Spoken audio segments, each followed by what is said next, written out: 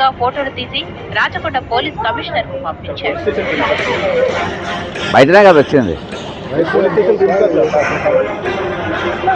నువ్వు వ్యతిరేకంగా మాట్లాడతాను.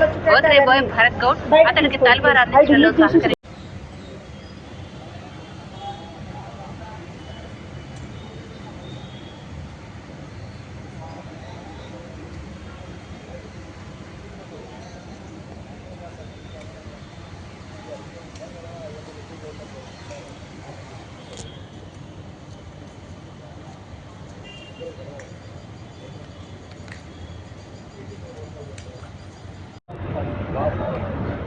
తెలంగాణ ప్రజలందరికీ నమస్కారం.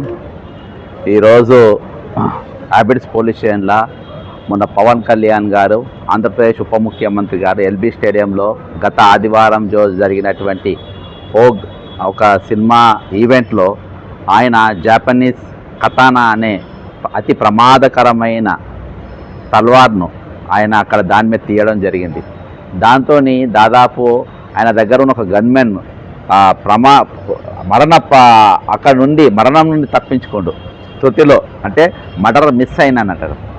దాని మీద సేమ్ ఇటువంటి సంఘటన ఉప్పల్ల ఒక 2 ఏళ్ల క్రితం భరత్ గౌడ్ అనే ఒక అబ్బాయి తన బర్త్డే వేడుకల్లో తలవారుతో ఒక కేక్ కట్ చేస్తేనే దాన్ని సుమోటోగా తీసుకొని రాచకొండ పోలీసులు ఆయనతోని పాల్గొన్నటువంటి ఆయన మిత్రులను కూడా సెంచర్ కూడా జైలుకు పంపించడం జరిగింది. కేసు బుక్ చేసింది. ఏది ఆర్మ్స్ చట్టం కింద కేసు పెట్టడం జరిగింది. మరి ఈరోజు ఒక బాధ్యతాయుతమైన ఒక సినీ నటుడు, ఉప ముఖ్యమంత్రి ఆంధ్రప్రదేశ్కు, మరి ఆయన ఈరోజు బాజాప్తా ఎల్బీ స్టేడియంలో అందరు చూస్తుండగా ఈరోజు ఆయన తలవారు తిప్పిండు. దానిపైన ఇయాల్టి వరకు కేసు బుక్ చేయండి. 24వ తారీఖు వీడియోతో సహా వీడియో క్లిప్పింగ్తో నేను మెయిల్ ద్వారా కంప్లైంట్ పంపిన. ఈయనకి కాకుండా సిపి గారికి, ఏసీపీ గారికి, డీసీపీ గారికి అందరు కూడా నేను 24వ తారీఖు రోజున కంప్లైంట్ పంపిన. దీని మీద ఎటువంటి రెస్పాన్స్ రాలేదు. నాకు కనీసము ఒక ఎక్నాలెడ్జ్మెంట్ కూడా రాలేదు. ఈరోజు నేను స్వయంగా పోలీస్ స్టేషన్కి వచ్చి నేను ఇంకో కంప్లైంట్ ఇచ్చిన. గతంలో ఇది పెట్టి దీని మీద ఖచ్చితంగా చర్యలు తీసుకోవాలి, క్రిమినల్ కేసు పెట్టాలి. కొన్ని సెక్షన్లు ఆర్మ్స్ యాక్ట్ 1959 సెక్షన్ 268, 290 అండ్ 336 ఈ 3 సెక్షన్ల కింద ఆర్మ్స్ యాక్ట్ కింద పవన్ కళ్యాణ్ మీద కేసు పెట్టాలని చెప్పేసి నేను హ్యాబిట్స్ పోలీస్ స్టేషన్లో నేను ఇవ్వడం జరిగింది.